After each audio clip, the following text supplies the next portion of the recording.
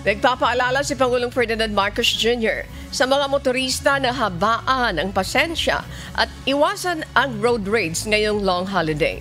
Sa kanyang blog, iginit niya na ang bagong Pilipino ay disiplinado sa lansangan at inuuna ang kapayapaan kaysa sa galit. Ito ay kasunod na insidenteng nauwi sa barilan sa Antipolo City kamakailan. Binigyan diin ng Pangulo na privilege ang pagkakaroon ng lisensya kaya dapat ayusin ang asal sa pagmamaneho. Samantala, inatasan na rin niya ang mga ahensya ng gobyerno na tiyaking ligtas at maayos ang mga biyahe ng mga uuwi sa probinsya.